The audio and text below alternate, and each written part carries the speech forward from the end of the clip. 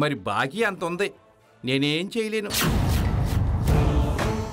కొంచెం టైం ఇవ్వండి, మీకు రావాల్సిందంతా ఇచ్చేస్తాం. ఇంకా అంటే కష్టం పెద్దబాబు.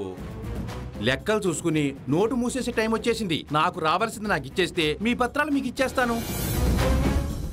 ఇచ్చేస్తాం కోటేశ్వరరావు గారు. ఎప్పుడూ అంటే ఈసారి వీలు పడదు. అలా కాదండి, ఈసారి పంట మీదొచ్చే రాబడినంతా మీకే ఇచ్చేస్తాం. ఈసారి మీరు పంట వేయలేరు శివగామి గారు.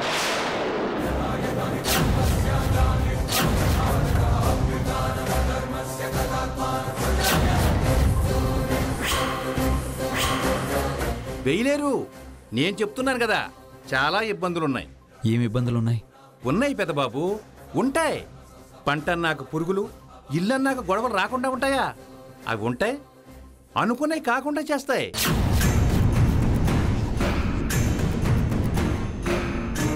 అందుకే నేను చెప్పినా వినకుండా విత్తనాలు వేయాలని చూసిన రైతులు పంట వేయలేక అల్లాడిపోతూ లబోదిబోమంటున్నారు. అంచేత ఈసారి మీరు పంట వేయలేరు. అనవసరంగా ఆశలు పెట్టుకోబాకండి. ఒకటి చెప్తా వినండి, మీరు కోర్టు మెట్లు ఎక్కకుండా ఈ మెట్లు దిగితే అంతా శాంతి, సర్వం ప్రశాంతతే.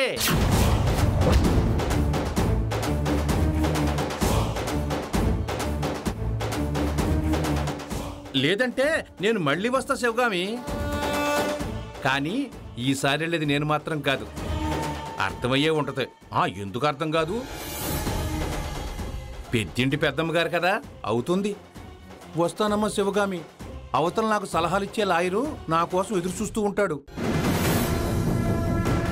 మంచి క్రిమినల్ లాయర్, భలే సలహాలు ఇస్తాడు, తిరిగే ఉండదు. వస్తానమ్మా.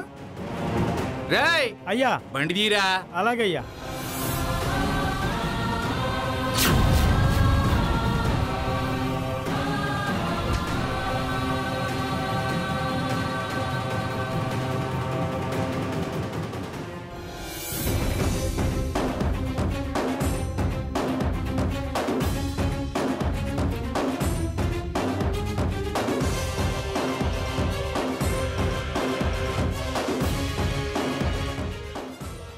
నేను లోపలికి వస్తే మీరంతా బయటికి వెళ్ళవలసి వస్తుంది కదమ్మా.